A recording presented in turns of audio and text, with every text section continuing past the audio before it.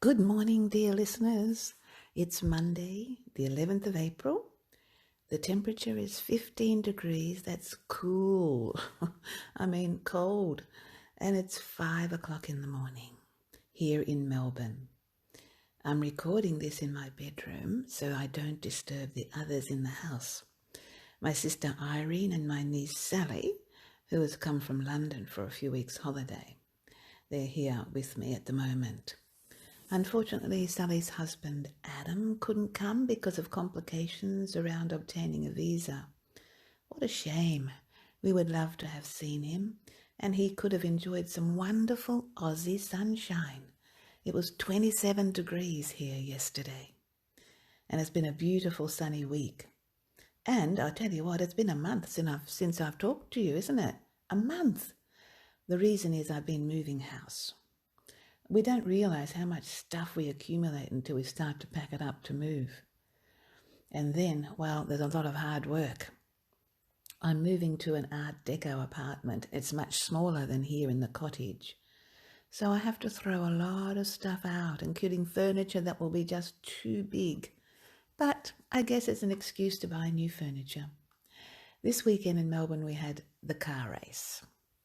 The track is at Albert Park Lake, the peaceful place where I enjoy my morning walks. Not this week. The beautiful lake reserve has been transformed into a Formula One circuit, a petrolhead's playground. It's so close, I can hear the sounds going round and round and round the lake like giant buzzing mosquitoes. That's what I hear all day long. Luckily, it's only a few days or I'd go bonkers. It starts on Thursday and finished yesterday.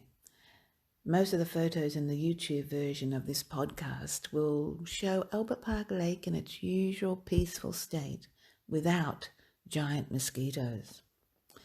You know, I noticed some of the overseas media announcing Formula One returns down under, stuff like that. Ever wondered about that term down under? To me it sounds jolly patronising. We refer to, like the UK or the US, as over there. Why can't they do the same? Why does Australia have to be down under? Apparently, Matthew Flinders was one of the people who coined the phrase because back in the 19th century, Australia was seen as being positioned below other countries. But that was according to the Europeans' North on Top map. The world map with the Northern Hemisphere on top was drawn from the perspective of the first European explorers and cartographers. But it's a lie, fake news. Other world maps showed south on top or east on top. And apparently, when you view our planet from space, it shows countries in a different order to what's on a standard world map. That tells you something, doesn't it?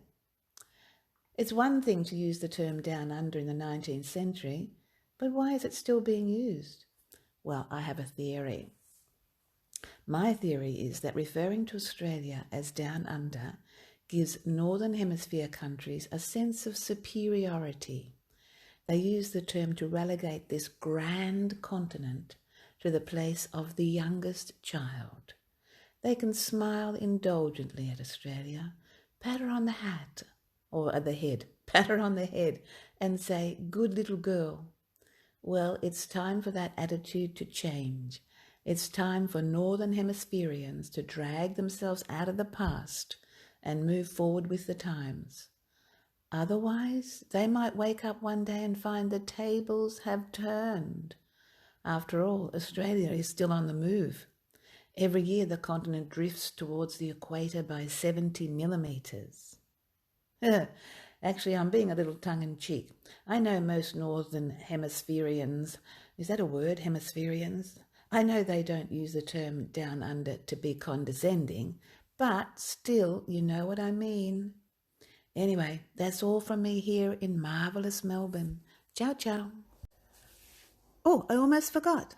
Don't forget to leave a message, press like or subscribe or all three. Ciao, ciao.